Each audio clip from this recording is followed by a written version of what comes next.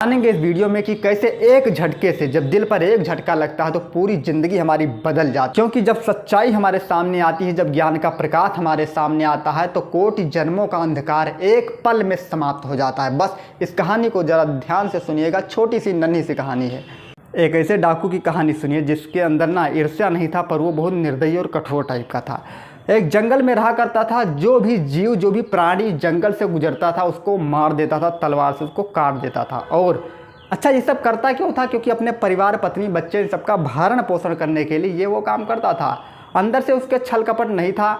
उसको ये काम सही लगता था कि अगर मैं इनको मारूंगा नहीं तो अपने बच्चों का पेट, पत्नी का पेट कैसे भरूंगा, यही उसका मुख्य कारण था। तो कहानी की शुरुआत यहाँ से होती है कि जब यह एक दिन शिकार कर रहा था तो एक बार नारद जी ने देखा, उनसे रहा नहीं गया, इसके पास आए और इससे कहने लगे कि तुम इतना घोर पाप करते हो, इतने जीव की हत्या तुमने अब तक कर डाली है, इसका पाप तुमको तो ही लगेगा, तुम्हारे पत्नी और बच्चों को नहीं लगेगा। तब वह कहता है कि ऐसी बातें आप क्यों करते हो? मैं जो काम करता हूँ उन सबके भरण पोषण के लिए करता हूँ, ताकि उनका पेट भर सकूँ मैं। तो मैं जो पाप कर रहा हूँ, मेरे पाप का हिस्सा भी तो उनको लेना पड़ेगा। नारद जी ने कहा, यही तो तुम सबसे बड़ी गलती कर रहे हो। अगर विश्वास नहीं होता तो जाकर अपने पत्नी और बच्चे से पूछ कर आओ, एक बार जाओ, आप पूछ कर आओ। तो डाकू कहता है, अगर तुम भाग गए तो? नारद जी कहते हैं, मैं भागूंगा नहीं, मैं यहीं पर रहूंगा, मेरा विश्वास करो, तुम एक बार जाकर घर पर पूछ कर आओ। डाकू उनकी बात पर विश्वास करके घर पर चला गया और पत्नी से कहने लगा कि मैं तुम सबका भरण पोषण करने के लिए शिकार करता हूँ, जीव को मारता हूँ, पाप करता हूँ, तो मेरे पाप का हिस्सा तुम सब लोगे या नहीं लोगे? पत्नी चिल्ला कर कहती है कि अरे, मैं तुम्हारे पाप का हिस्सा काहे लूँगी भाई?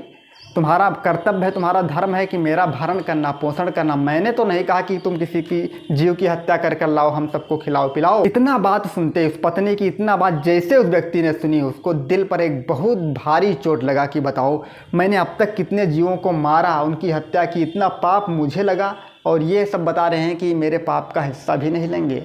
वहीं से दौड़ता दौड़ता नारद जी के पास आया तो कहने लगा कि आपने सही कहा था, मेरे पाप का हिस्सा वो सब नहीं लेंगे।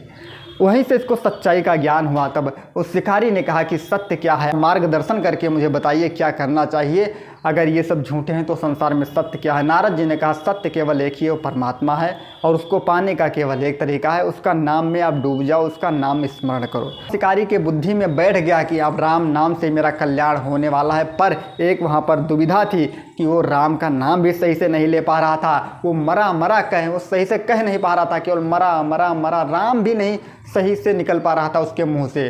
तो मरा मरा कहते कहते राम राम राम राम निकला और यही जप उसका निरंतर चलता रहा, जिससे एक लाइन कही गई कि जान आदि कभी नाम प्रतापू, भयो शुद्ध कर उल्टा जापू। और यही डाकू आगे चलकर महर्षि वाल्मीकि के नाम से प्रसिद्ध हुआ, जिसे आप सभी जानते हो, रामायण की रचना कर डाली।